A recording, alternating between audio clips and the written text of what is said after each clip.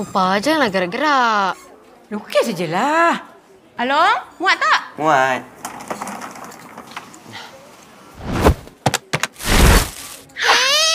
Mana ada punya? Kenapa Alung cuba beli? Alung punya yang lama tu kan elok lagi. Alah, tapi... Tak ada. Jangan nak mengada. Mana cik? Anak Las kan? Mesti tak dapat apa yang kita nak. Semua benda barang warisan Alung. Kasut vintage, beg ada kartun, jam gambar Ottoman, cuma berus gigi, seluar dalam dan Iman saja yang tak dapat diwarisi. Tengoklah Alung tu. Kasut macam nak main skateboard, beg yang ada-ada, seluar slim fit K-pop, jam tangan siap ada kalkulator. Ish, mana cik? Adam, duduk belakang. Mana cik? Tengok bola jap. Mana cik? Alif. Mat. Pegang jap. Mana cik? Mana ada Acik dalam dunia ni, Dam?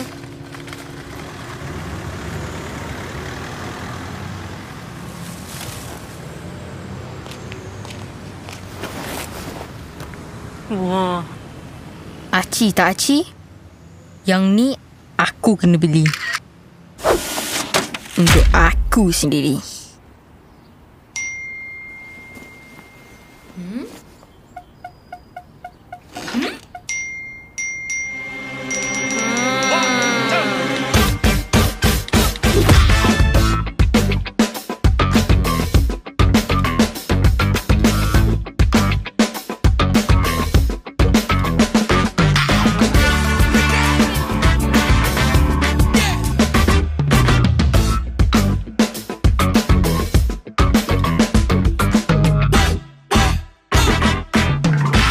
Mak, Abah.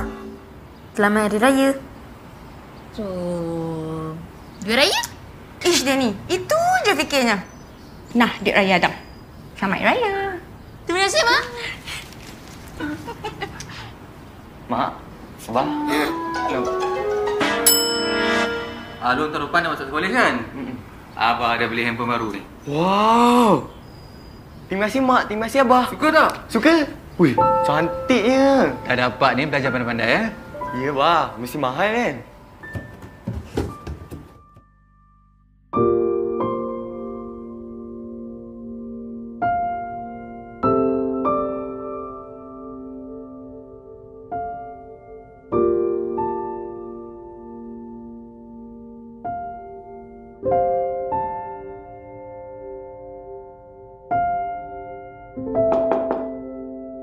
Dam.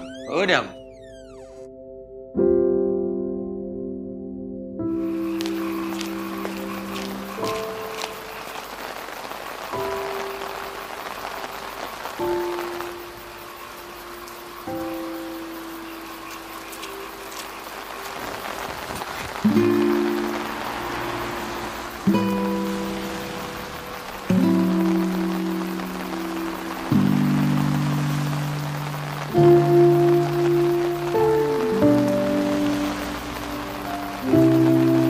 Nah.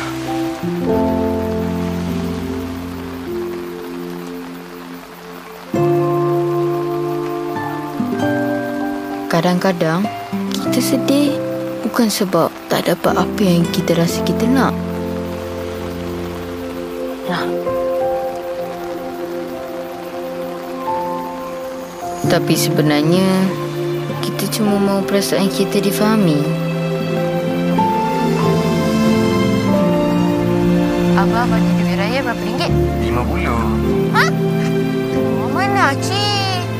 Aku kan abang. Sikit lagi. Tak boleh. Dah.